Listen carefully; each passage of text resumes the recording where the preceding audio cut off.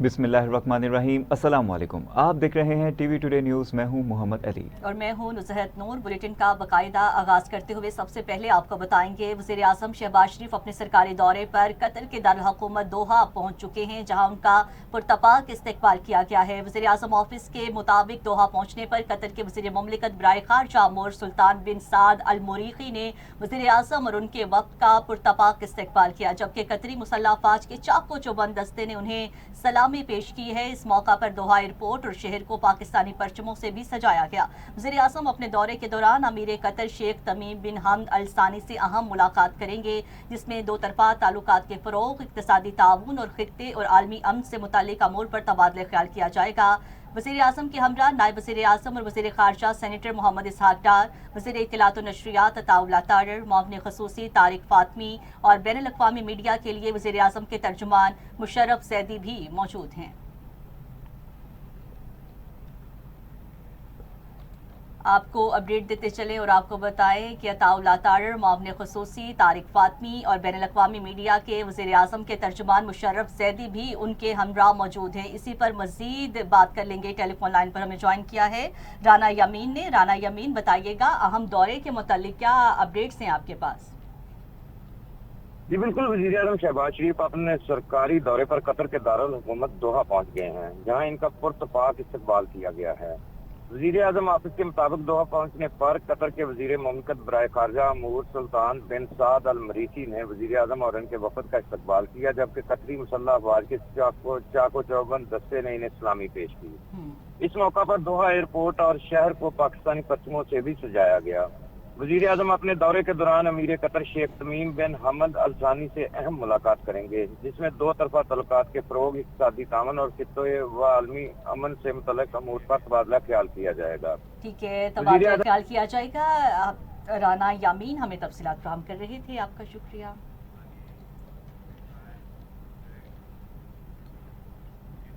वज़ीर आज़म शहबाज शरीफ ने रोज़ा रसूल सल्लल्लाहु अलैहि वसल्लम पर हाज़िरी दी और दुनिया भर में अमन और इस्तेकाम के लिए दुआएं की। वज़ीर आज़म दफ्तर खारजा के मुताबिक वज़ीर आज़म शहबाज शरीफ जद्दा से मदीना मुनव्वरा पहुंचे। गवर्नर मदीना शहज़ादा सलमान बिन सुल्तान बिन अब्दुल अज़ीज़ अल सऊद ने वज़ीर आज़म और पाकिस्तानी वफ़द का मदीना मुनव्वरा आमद पर इस्तकबाल किया। वज़ीर आज़म ने मदीना मुनव्वरा में मस्जिदुल नबी सल्लल्लाहु अलैहि वसल्लम में हाज़िरी दी और मुल्क व कौम की तरक्की समेत दुनिया भर में अमन व आशती के लिए दुआएं की। बताया गया कि वज़ीर आज़म की आमद पर वज़ीर आज़म और वफ़द के लिए रोज़ा रसूल सल्लल्लाहु अलैहि वसल्लम के दरवाजे खोले गए। वज़ीर आज़म ने रोज़ा रसूल सल्लल्लाहु अलैहि वसल्लम की ज़ियारत खास की और दुरूद व सलाम पेश किया।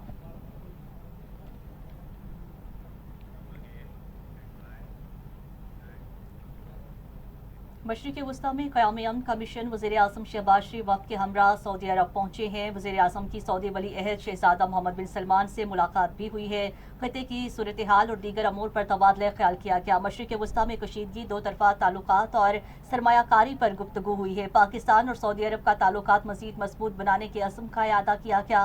मुलाकात में नायब वज़ीर आज़म इसहाक़ डार भी मौजूद थे। वज़ीर आज़म के पहुंचने पर सऊदी वली अहद ने उनका इस्तकबाल किया। मोहम्मद बिन सलमान ने अमेरिका ईरान मुज़ाकरात के लिए पाकिस्तान की काविशों को खूब सराहा। वज़ीर आज़म हाउस के जारी एलामिये में कहा गया है कि वज़ीर आज़म ने हालिया इलाकाई कशीदगी के तनाजुर में सऊदी अरब के साथ मुकम्मल यकजहती और हिमायत का इजहार किया है। शहबाज शरीफ ने वली अहद मोहम्मद बिन सलमान की क़यादत में दिखाए गए मिसाली सब्र और तहम्मुल की तारीफ की है।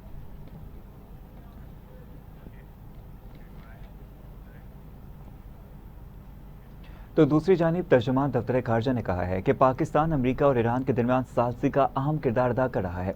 21 घंटों पर मबनी मुज़ाकराती अमल मजमूई तौर पर तमीरी रहा। पाकिस्तान खिते में अमन के लिए पुरअज़म है। वज़ारत खारजा के तर्जुमान ताहिर हुसैन अंद्राबी ने हफ्तावार ब्रीफिंग में कहा कि इस्लामाबाद मुज़ाकरात के इनकाद में वज़ीर आज़म शहबाज शरीफ ने भरपूर किरदार अदा किया। पाकिस्तान की अमरीका और ईरान के दरमियान सफारतकारी को सराहा जाता है। वज़ीर आज़म रीजनल ममालिक के दौरे पर हैं। फील्ड मार्शल कल तेहरान पहुंचेंगे। तर्जुमान ने कहा कि पाकिस्तान के इस किरदार को दुनिया भर के सफारती हलकों में सराहा जा रहा है। दौरे से पहले वज़ीर आज़म ने दुनिया के मुख्तलिफ ममालिक के सरबराहान से राब्ते किए। नायब वज़ीर आज़म इसहाक़ डार और इनकी टीम अमन मुज़ाकरात के लिए कोशां है। उन्होंने बताया कि पाकिस्तान की कोशिशों से ईरान अमरीका जंगबंदी मुमकिन हुई। वज़ीर आज़म शहबाज शरीफ को दीगर ममालिक की क़यादत की टेलीफोन्स भी आए। In start before the Islamabad peace talks, and these exchanges continued after the talks. Earlier, before the start of these peace talks, the Prime Minister received a telephone call from the Federal Chancellor of Austria, His Excellency Christian Stocker. They held a warm telephone.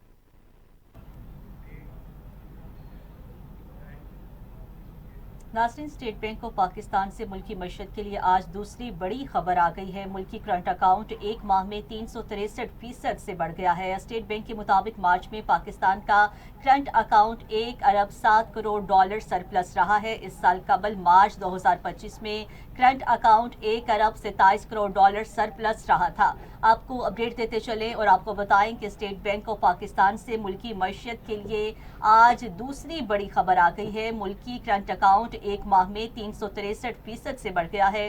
State bank के मुताबिक मार्च में पाकिस्तान का current account 1 अरब 7 crore dollar surplus रहा है। इसी पर मजीद update लेंगे। Telephone line पर हमें ज्वाइन किया है हमारे नुमाइंदा खसूसी अहमद अली ने। अहमद अली, बताइएगा।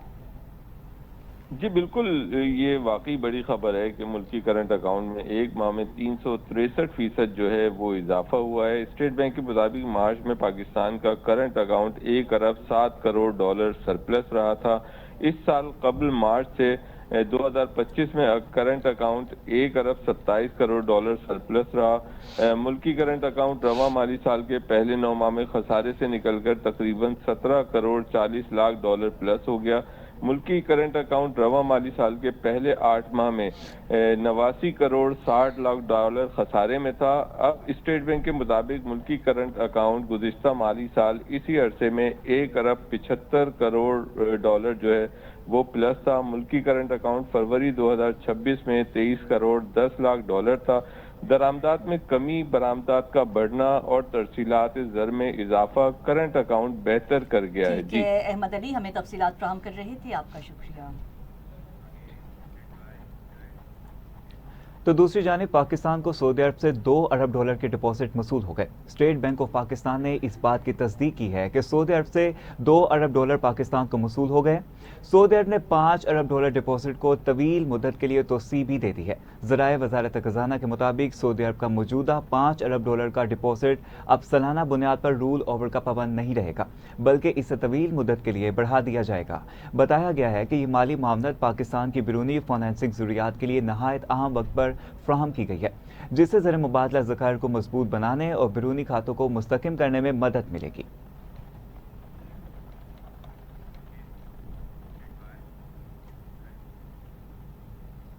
खबरों के सिलसिले को आगे बढ़ाते हुए आपको बताएंगे, पाकिस्तान और एशियाई तरक्याती बैंक के दरमियान ताउन मजीद मजबूत करने पर इत्तेफाक हुआ है। वफाकी वज़ीर बराए खजाना और महसूलात सेनेटर मोहम्मद औरंगजेब ने वाशिंगटन DC में वर्ल्ड बैंक और IMF के बहार इजलासों के मौका पर एशियाई तरक्याती बैंक के सदर मासोतो कांदा से मुलाकात की है, जिसमें मालियाती मंडियों में उतार चढ़ाव पर भी तफसीली तबादला ख्याल किया गया है। मोहम्मद औरंगजेब का कहना था, IMF प्रोग्राम के जायज़ों में मस्बत पेशरफ्त की उम्मीद है। सप्लाई शॉक से निमटने के लिए हुकूमती इक़दामात जारी हैं। स्टेट बैंक के साथ मौशी असरात का मुसलसल जायजा लिया जा रहा है। वज़ीर खजाना ने वज़ीर आज़म की जानिब से सदर ADB को दौरे पाकिस्तान की दावत भी दी है। वज़ीर खजाना सेनेटर मोहम्मद औरंगजेब ने अक़वाम मुत्तहिदा के सेक्रेटरी जनरल एंटोनियो गुतेरेस से वाशिंगटन में मुलाकात की, जिसमें आलमी मौशी चैलेंजेस और मशरिक़ वस्ता की सूरत हाल पर अहम तबादला ख्याल किया गया।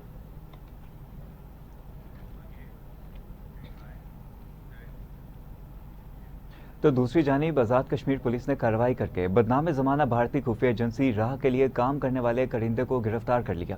IG पुलिस आज़ाद जम्मू और कश्मीर कैप्टन रिटायर्ड लियाकत अली मलिक ने न्यूज़ कॉन्फ्रेंस में बताया कि रावला कोर्ट पुलिस ने बरवक्त कार्रवाई करते हुए भारतीय खुफिया एजेंसी राह के लिए काम करने वाले मुबैना करिंदे को गिरफ्तार किया है। गिरफ्तार मुलजिम की शिनाख्त इरफान के नाम से हुई है, जो हसास मकामात की रीकी करता और वीडियो बनाकर मालूमात मुंतकिल करता रहा। IG पुलिस आज़ाद कश्मीर का कहना था कि मुलजिम फौजी तनसीबात और तलीमी इदारों को निशाना बनाने की मनसूबा बंदी में भी मुलव्विस था। लियाकत अली मुल्क ने कहा कि पुलिस की मौसर कार्रवाई के नतीजे में दुश्मन के मज़मूम अज़ाइम नाकाम बना दिए गए हैं, जबकि इस कार्रवाई के दौरान एक मुकम्मल नेटवर्क भी बेनकाब हो गया है। آہستہ آہستہ پھر وہ آپ کو کمپلیکیٹڈ اور سیکیورٹی ریلیٹڈ مشنز دینا شروع کر دیتے ہیں اور پھر آپ کو وہ بلیک میل کرنا شروع کر دیتے ہیں اور پھر آخر پہ وہ اپنے مین ٹارگٹ پہ آتے ہیں جس میں حساس تنصیبات ہیں، ہماری جو مساجد ہیں جہاں پہ انہوں نے خدا نخواستہ ہمارے بچوں کو نقصان پہنچانا ہے، ہمارے معصوم شہریوں کو نقصان پہنچانا ہے اور ہماری افواج پاکستان کو نقصان پہنچانا ہے، وہ پھر اس کے اوپر انفارمیشن لیتے ہیں اور اس کے بعد اس کے لیے وہ یہ کرتے ہیں کہ ساتھ ساتھ آپ کو وہ آن لائن پیسے، ایزی پیسہ. ناظرین، پاک بحریہ کی جانب سے مقامی طور پر تیار کردہ جہاز سے داغے جانے والے اینٹی شپ میزائل کا کامیاب تجربہ کیا گیا ہے. ISPR کے مطابق میزائل نے تیز رفتاری کے ساتھ طویل فاصلے پر اپنے ہدف کو انتہائی درستگی کے ساتھ نشانہ بنایا. میزائل جدید گائیڈنس سسٹم اور اعلیٰ رفتار سے لیس ہے، دور تک ہدف کو نشانہ بنانے کی صلاحیت رکھتا ہے. امیر البحر ایڈمرل نوید اشرف نے سینئر سائنسدانوں اور انجینئرز کے ہمراہ اس میزائل فائرنگ کا مشاہدہ کیا. کامیاب تجربہ بحری دفاع اور ٹیکنالوجی میں اہم سنگ میل ہے. ISPR کے مطابق یہ کامیاب تجربہ پاکستان نیوی کی دفاعی صلاحیتوں میں اہم پیش رفت کی عکاسی کرتا ہے.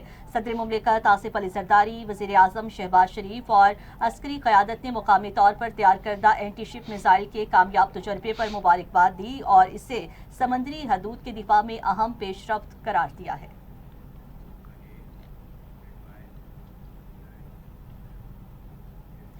تو اب آپ کو بتاتے ہیں کہ پاکستان اور ترکی کے درمیان مشترکہ کمانڈر اور اسپیشل فورسز مشق جناح 13 کامیابی کے ساتھ ترکیہ میں مکمل ہو گئی.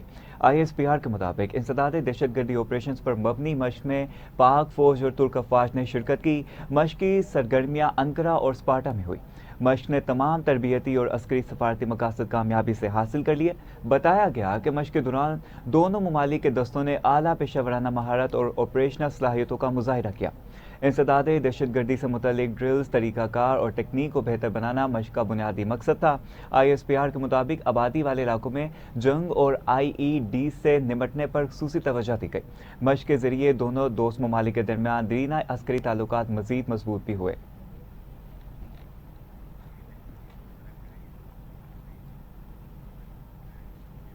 امریکی صدر ٹرمپ نے کہا ہے کہ جنگ بندی کے لیے لبنان اور اسرائیل کے مذاکرات آج شروع ہوں گے. امریکی صدر ٹرمپ نے کہا لبنان اور اسرائیل کے دونوں ممالک کے رہنما 34 برس بعد براہ راست بات چیت کر رہے ہیں. آپ کو اپڈیٹ دے رہے ہیں. امریکی صدر ٹرمپ نے کہا ہے جنگ بندی کے لیے لبنان اور اسرائیل کے مذاکرات آج شروع ہونے جا رہے ہیں. امریکی صدر ٹرمپ نے کہا لبنان اور اسرائیل کے دونوں ممالک کے رہنما 34 برس بعد براہ راست بات چیت کریں گے. دونوں ممالک کے درمیان بات چیت کے لیے کوشش کر رہا ہوں.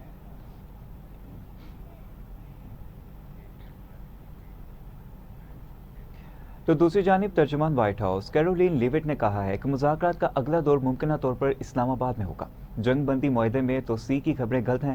نیوز بریفنگ کے دوران ترجمان وائٹ ہاؤس کیرولین لیوٹ کا کہنا تھا کہ ایران کے ساتھ نتیجہ خیز بات چیت جاری ہے. امکان ہے جہاں پہلے مذاکرات ہوئے وہیں پر ہوں. امریکہ نے سیز فائر میں توسیع کی درخواست نہیں کی. ترجمان وائٹ ہاؤس نے کہا کہ ایران سے مذاکرات میں پاکستان واحد ثالث ہے.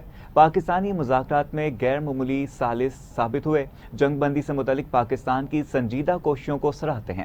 کیرولین لیوٹ نے کہا کہ چینی صدر نے ڈونلڈ ٹرمپ کو جواب میں بتایا کہ ایران کو اسلحہ نہیں دے رہے. اب نئے ہرمز میں ناکہ بندی کا سلسلہ جاری ہے. ترجمان وائٹ ہاؤس نے کہا کہ ایرانی بندرگاہوں سے روانہ ہونے والے جہازوں کی مکمل ناکہ بندی ہے.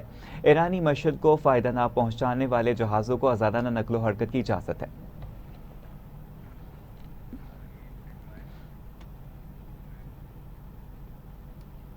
ادھر امریکہ نے خبردار کیا ہے کہ جو ممالک ایران کا تیل خریدیں گے انہیں بھی پابندیوں کا سامنا کرنا پڑ سکتا ہے. جبکہ واشنگٹن نے یہ دعویٰ بھی کیا ہے کہ چین ممکنہ طور پر ایران سے تیل کی خریداری روک دے گا.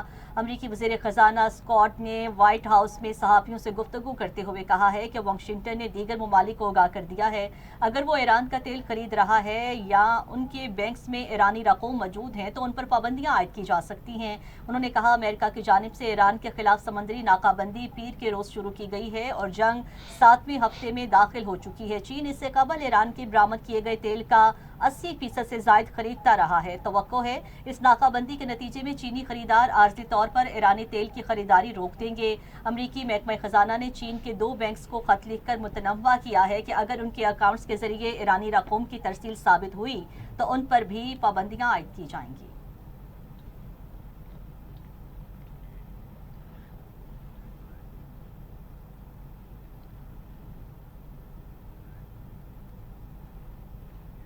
تو اب آپ کو بتاتے ہیں کہ قطر کے امیر شیخ تمیم بن حمد الثانی اور امریکی صدر ڈونلڈ ٹرمپ کے درمیان خطے میں بڑھتی ہوئی کشیدگی اور سمندری سلامتی کے امور پر تبادلہ خیال ہوا ہے۔ قطری امیری دیوان کے بیان کے مطابق امیر قطر کو امریکی صدر ڈونلڈ ٹرمپ کی جانب سے ٹیلی فون کال موصول ہوئی، جس میں خطے اور عالمی سطح پر ہونے والی تازہ پیش رفت پر بات چیت کی گئی، خاص طور پر ایسے وقت میں جب خطے میں کشیدگی تیزی سے بڑھ رہی ہے۔ گفتگو میں بین الاقوامی سمندری سلامتی، توانائی کی منڈیوں کے استحکام اور عالمی سپلائی چینز کے معاملات کو خصوصی اہمیت دی گئی، جبکہ ابنائے حرمز میں متوازی ناکہ بندیوں کے باعث پیدا ہونے والی صورتحال بھی زیر بحث آئی۔ امیر قطر نے خطے میں مزید کشیدگی کو روکنے کے لیے بین الاقوامی کوششوں کو تیز کرنے کی ضرورت پر بھی زور دیا۔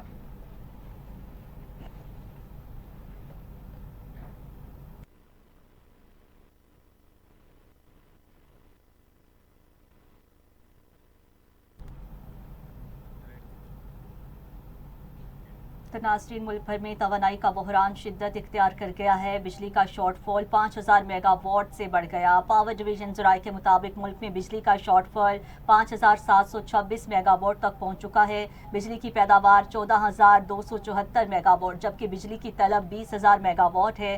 ذرائع کا کہنا ہے ملک میں پن بجلی کی پیداوار 1530 میگا واٹ، تھرمل پیداوار 7814 میگا واٹ ہے۔ اس کے علاوہ ملک میں سولر پیداوار 450 میگا واٹ، ونڈ انرجی کی پیداوار 1490 میگا واٹ، نیوکلیئر پیداوار 2890 میگا واٹ ہے، جبکہ بیاس پاور پلانٹ 100 میگا واٹ بجلی پیدا کر رہے ہیں۔ ماہرین کے مطابق طلب اور رسد میں اس بڑے فرق کے باعث لوڈ مینجمنٹ میں مشکلات پیش آ سکتی ہیں، جبکہ شہریوں کو بجلی کی غیر اعلانیہ بندش کا سامنا بھی کرنا پڑ سکتا ہے۔ دوسری جانب پاکستان میں ایل این جی امپورٹ صفر ہونے سے L N G power plant سے بجلی کی پیداوار رک گئی ہے۔ ذرائع کا کہنا ہے حویلی، بہادر شاہ، بھیکی اور نندی پور پاور پلانٹ سے بجلی کی پیداوار نہ ہونے کے برابر ہے۔ ساہیوال پل پاور پلانٹ کی پیداوار بھی قریباً بند ہے۔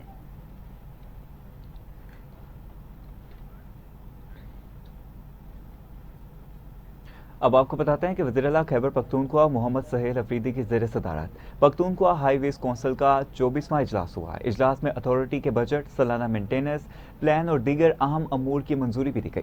اجلاس میں خیبر پختونخوا ہائی ویز اتھارٹی کی سالانہ آپریشنل گرانٹ 30 ملین سے بڑھا کر 40 ملین روپے کرنے کی منظوری بھی دے دی گئی ہے۔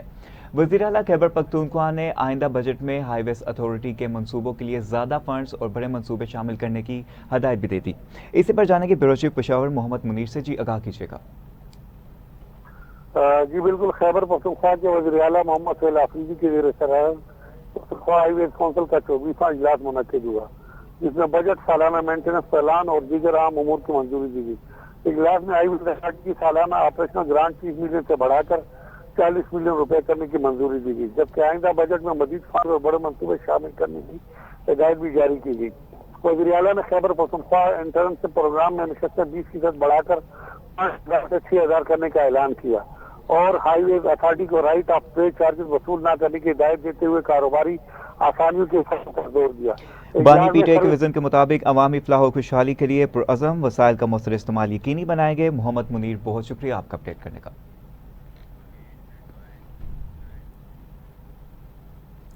وزیر اعلیٰ پنجاب مریم نواز شریف کی زیر صدارت خصوصی اجلاس ہوا ہے۔ گجرانوالہ اور فیصل آباد میں ماس ٹرانزٹ سسٹم پروجیکٹ پر پیش رفت کا جائزہ لیا گیا۔ بریفنگ میں بتایا گیا ہے کہ وزیر اعلیٰ مریم نواز شریف کے فری ٹرانسپورٹ کے تحت 21 روٹس پر 1.25 لاکھ مسافر مستفید ہو رہے ہیں۔ اجلاس میں 10 اضلاع میں نئی الیکٹرک بسیں دینے کی منظوری بھی دی گئی ہے۔ ان اضلاع میں اٹک، بھکر، حافظ آباد، خانیوال، لیا، شیخوپورہ، گجرانوالہ، سیالکوٹ، منڈی بہاؤدین اور اوکاڑہ میں الیکٹرک بسیں دی جائیں گی۔ ماہ رواں میں 100 الیکٹرک بسیں، مئی کے وسط تک 350 اور جون کے آخر تک 264 الیکٹرک بسیں پنجاب پہنچ جائیں گی۔ ہر ڈویژن میں الیکٹرک بسوں کے لیے خصوصی بس ڈپو قائم ہوگا۔ وزیر اعلیٰ مریم نواز شریف نے تحصیل لیول پر 1500 الیکٹرک بسیں چلانے کے لیے پلان طلب کر لیا۔ اجلاس میں گجرانوالہ اور فیصل آباد میں ماس ٹرانزٹ سسٹم پروجیکٹ پر پیش رفت کا جائزہ لیا گیا ہے۔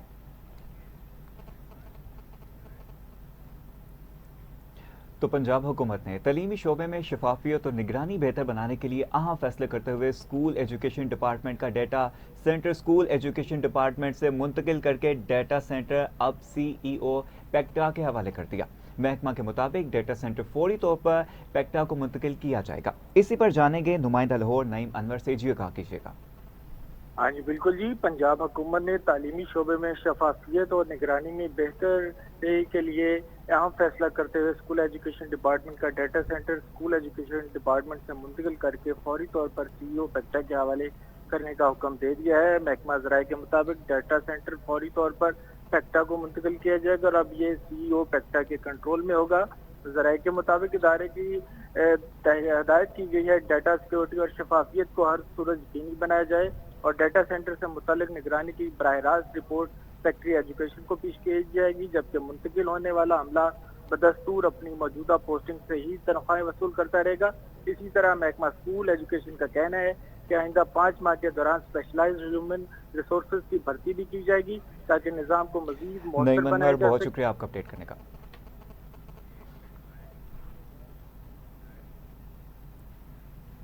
ناظرین، پاکستان رینجر سندھ اور ایس آئی یو پولیس نے خفیہ معلومات کی بنیاد پر لیاری میں مشترکہ کارروائی کرتے ہوئے ٹارگٹ کلنگ اور بھتہ خوری میں ملوث ملزم نعیم عرف بوس کو گرفتار کر لیا ہے۔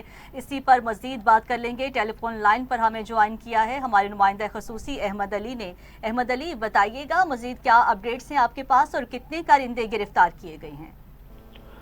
جی بالکل، پاکستان رینجرز اور اسپیشل انویسٹیگیشن یونٹ پولیس کی جانب سے خفیہ معلومات پر لیاری میں مشترکہ کارروائی کرتے ہوئے ٹارگٹ کلنگ اور بھتہ خوری میں ملوث ملزم نعیم عرف بوس کو گرفتار کیا ہے۔ رینجرز کے مطابق گرفتار ملزم کا تعلق لیاری کے گینگوار گروپ سے اور گینگسٹر شاہ نواز نام بتایا جا رہا عرف گولڈن بالاچ بلوچ گروہ سے ہے اور وہ 2021 میں اس گروہ میں شامل ہوا تھا۔ حکام کا یہ بھی کہنا ہے کہ ملزم سے اسلحہ اور ایمونیشن بھی برآمد کیا گیا ہے۔ اس کے علاوہ ابتدائی تفتیش بھی کی ہے جس میں انکشاف کیا ہے کہ ملزم لیاری کے علاقوں بغدادی اور کلری میں بھتہ وصولی اور اسلحے کی ترسیل میں ملوث رہا ہے۔ ترجمان رینجرز کے مطابق ملزم نجی بلڈرز اور دیگر کاروباری افراد کی معلومات بھتہ مافیا کے سرغنہ کو فراہم کرتا تھا، جبکہ بھتہ نہ دینے کی صورت میں فائرنگ کے واقعات میں بھی بہت شکریہ، آپ تفصیلات فراہم کر رہے تھے۔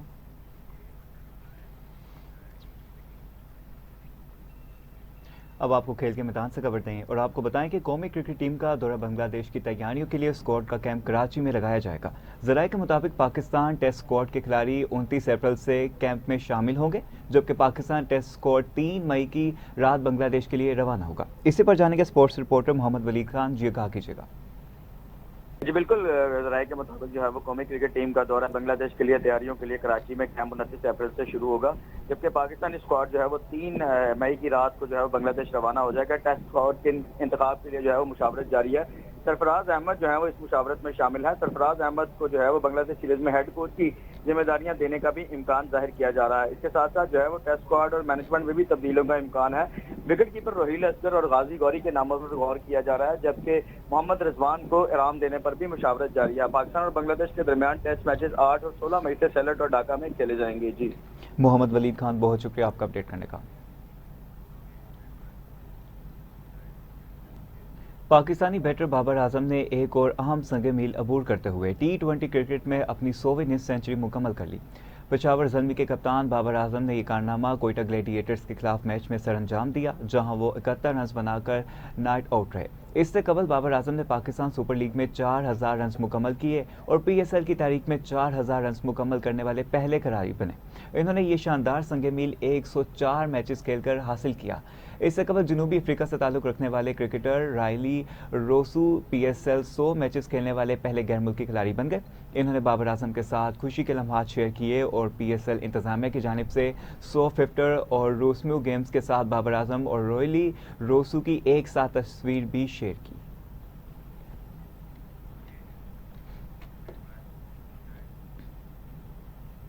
پنجاب میں حکمران جماعت مسلم لیگ نون کی پارلیمانی پارٹی کے اجلاس میں وزیر اعظم، نائب وزیر اعظم اور فیلڈ مارشل کی عالمی امن کی تاریخی کوششوں کے اعتراف اور خراج تحسین کی قرارداد منظور کر لی۔ جی ہاں، سینئر صوبائی وزیر پنجاب مریم اورنگزیب کی زیر صدارت پنجاب اسمبلی کی پارلیمانی پارٹی کے اجلاس میں وزیر اعظم شہباز شریف، نائب وزیر اعظم اسحاق ڈار اور field marshal general Syed Asim Munir کو زبردست خراج تحسین پیش کیا گیا۔